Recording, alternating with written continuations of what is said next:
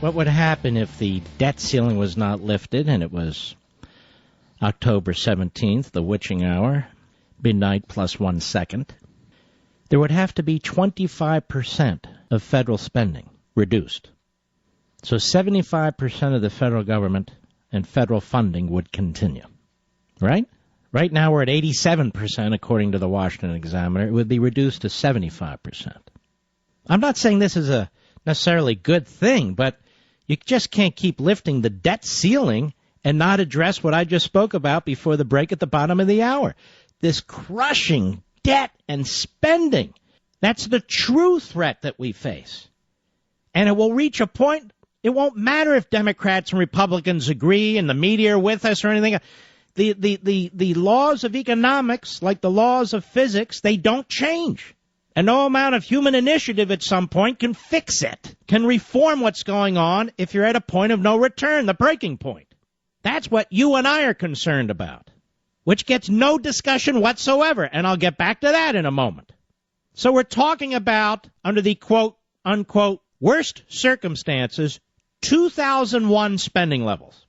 2001 spending levels. Now, what about Social Security? Since this is what liberals like to play with because they like to scare the hell out of senior citizens. What about Social Security? Social Security cannot run dry during this period. Social Security payments must be made during this period. Now, come 2038, Social Security's dead. There's nothing left. Even in the IOUs, it's gone.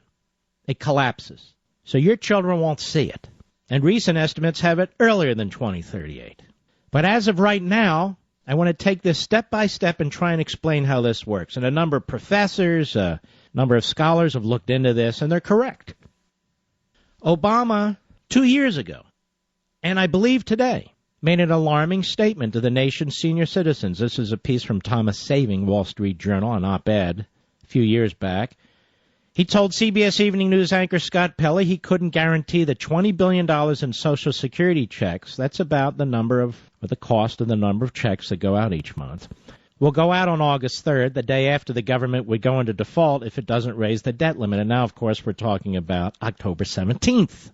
And he writes, the statement completely overlooks the existence of the Social Security Trust Fund. Now, I know there's no trust fund, but you have to understand it's theoretical when it comes to IOUs and so forth. Just stick with me. Furthermore, government redemption of the bonds in that trust fund does not breach the debt ceiling. All right? Here we go.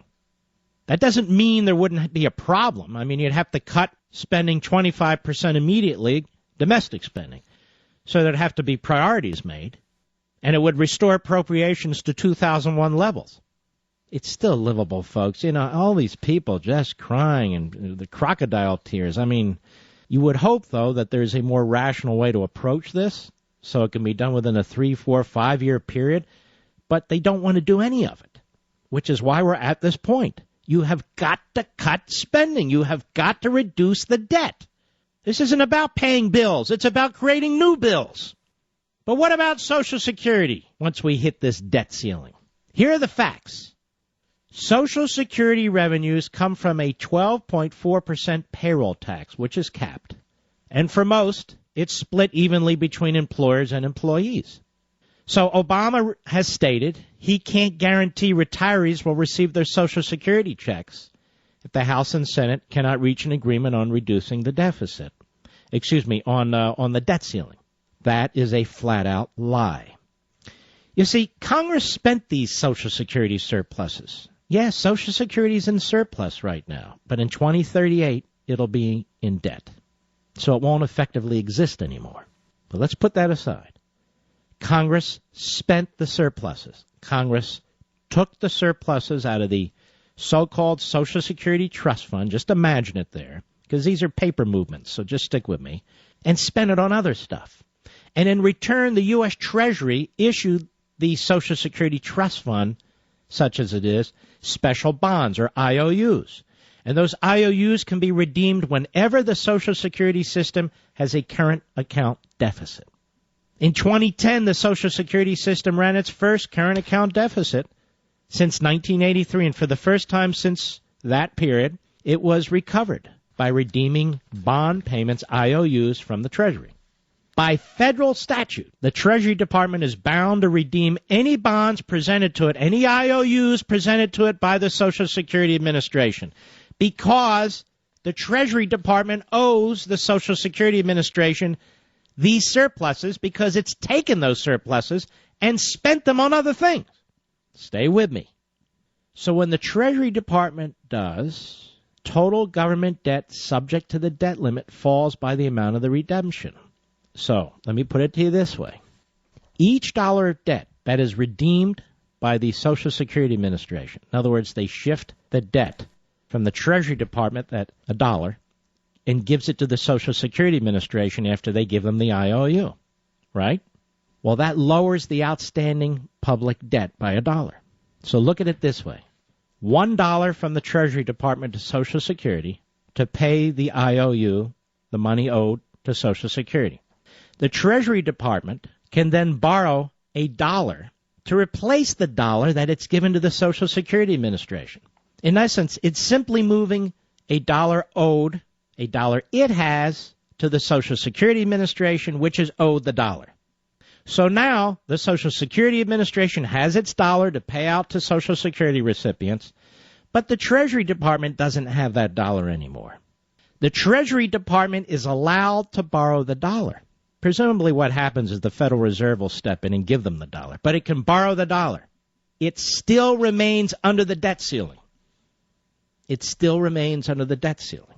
Social Security checks will be paid no matter what to 2038, and Obama can't stop it unless he takes an illegal act and takes steps to stop it. So the IOU moves from the Social Security Administration to the Treasury Department.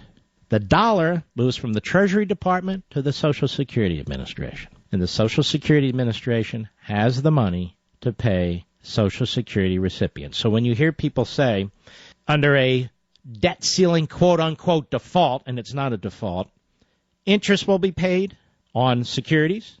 That is, if you have Treasury notes or bonds. The principal will be paid if your Treasury note or bond is due, and that's correct. That's required under the Constitution. And Social Security will be paid. That's true, too, as a matter of federal law. So Social Security recipients, if the president tries to scare you, there's no reason to be scared. And so overall, once those things are paid, and a few other things I don't need to get into, the fact is that revenues can pay 75% of the federal government's operating expenses. So there has to be a 25% cut somewhere in domestic spending, excluding Social Security. What about Medicare and Medicaid?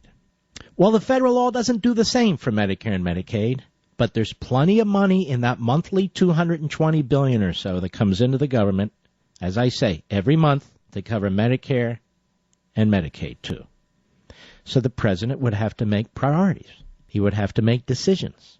A good president would not bring us to this point. He'd be sitting down with a Congress and trying to figure out, looking at a $17 trillion fiscal operating debt and over $90 trillion in unfunded liabilities, how to save the nation 10, 20, 30, 40 years from now. But this president doesn't care about that.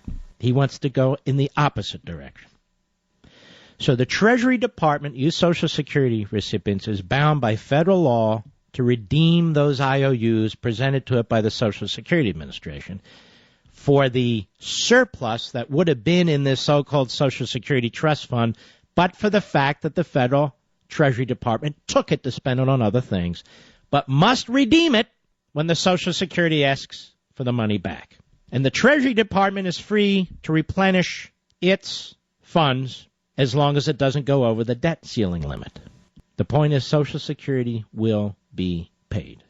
Interest, any of you who own federal Treasury notes of some kind, federal Treasury instruments, your interest must be paid under the Constitution. Those of you who are turning in a bond or a note or what have you, a Treasury instrument, you must be paid under the United States Constitution. It's funny, the 14th Amendment that they cite as a reason for Obama to be a dictator, which of course it doesn't do.